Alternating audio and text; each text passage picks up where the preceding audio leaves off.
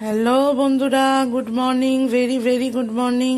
রোজকার জয়শ্রীতে আপনাদের সবাইকে আমি জানাই সুস্বাগতম। কেমন আছেন সবাই? আমি তো মোটামুটি ভালো মন্দ মিলিয়ে আছি গো। সামান্য একটু তেল বসিয়েছি আর আজকে 3 রকম সবজি দিয়ে একটা ছোট্ট তরকারি তোমাদের সঙ্গে শেয়ার করছি। একটু মুসুর ডালের বড়ি প্রথমেই তেলে আমি একটু নেড়ে চেড়ে দেখো ভেজে তুলে রাখছি। একদম সামান্য ছিল। এইবারে এত বৃষ্টি, আমি তো ঘরে বড়ি দিতে পারিনি, দোকানের কেনা বড়ি কিন্তু এগুলো। যাই হোক, ভেজে ভুজে আমি একটু তুলে রাখবো। আর 3 রকম সবজির মধ্যে দিয়েছিলাম একটু বড় বড় করে কেটেছি ঝিঙেগুলো, তাতেই গলে ভূত হয়ে যাবে। একটু ছোট্ট একটি কুমড়ো একদম এক ফালি ছিল, আর 2টি আলু। এই দিয়ে সকালের একটা মানে রুটি খাবার বা একটু ভাইয়া ভাতের সাথেও খেতে পারে, তার জন্য একটি ছোট্ট তরকারি। দুটো আমি তেলের মধ্যে আর কিছু ফোড়ন ইউজ করিনি, করেছি 2টো শুকনো লঙ্কা। আপনারা যে যেরম ঝাল খান সেই অনুযায়ী দেবেন।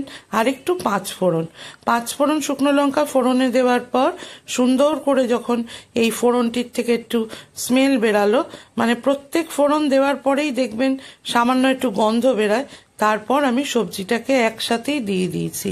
আলাদা করে করে আর কিছু করিনি। ভোরবেলার রান্না তো বুঝতেই তো পারেন, এত সকালবেলা আমার যেহেতু রান্নাগুলি রেডি করতে হয়, আমি মোটামুটি আগের দিনই সব কেটে কুটে রেডি করে রাখি, কিন্তু মাঝে মধ্যে আবার হয় না। তাই জন্য আমি সকালবেলা উঠে এই এক দিন একটু শর্টকাটে সারি। তো যাই হোক, তরকারিটাকে ভালো করে নাড়িয়ে চাড়িয়ে সুন্দর করে একদম রেডি করে নিলাম। এইবারে সুন্দর করে তরকারিটাকে তেলের মধ্যে মজতে দিয়েছি। তার সঙ্গে আমি এবারে অ্যাড করলাম সামান্য একটু লবণ। এছাড়া এখনো অবধি আমি আর কোনো মশলাই ইউজ করিনি। এই তরকারিটা আসলে কোনো মশলা লাগে না গো, এমনি খুব ভালো লাগে। এর মধ্যে যদি একটু বেগুন দেওয়া যায়, একটু শীতকালে মূলো দেওয়া যায়, তাহলে তো অসাধারণ একটি লাবড়ার রেসিপিও একদিন তোমাদের সঙ্গে আমি শেয়ার করব। সেটিও অসাধারণ হয় খেতে। তবে এটা 3 পশলা সবজি দিয়ে একটা দুর্দান্ত খাওয়ার রেসিপি। এটা সকালে রুটি পরোটা বা তোমাদের রোজের একটু ভাতের পাতে গরম গরম সকালবেলা দিলে খারাপ লাগে না। আমি কিন্তু কথার ফাঁকে ফাঁকে দেখলে তো কত বক বক করি। একটু হলদি রানি আর একটু শুকনো লঙ্কার গুঁড়ি আমি কিন্তু অ্যাড করেছিলাম, করে আবার তরকারিটাকে একদম নিজের মনের মতো করে সুন্দর করে নাড়িয়ে চাড়িয়ে মাখিয়ে একদম সুন্দর করে তাকে আমি একদম মাখা মাখা করব। ভোরবেলা যেহেতু একটু সকাল সকাল চাই, তাই আমি একটু তরকারিটাকে একটু ঢাকা চাপা দিলাম। ঢাকা চাপা দেওয়ার পরেই ঢাকা চাপাটা খোলার পর দেখুন তরকারিটার থেকে কতটুকুনি জল বার হয়েছে। এই জলেই কিন্তু আমার সবজিটা প্রায় মোটামুটি হয়ে আসবে, আর সেরম কিছুর দরকার পড়বে না। যাই হোক, আমি একটু ঢাকা চাপা দিয়ে করলে তাহলে সবজিটা খেতেও ভালো হয় আর সিদ্ধটাও তাড়াতাড়ি হয়ে যায়।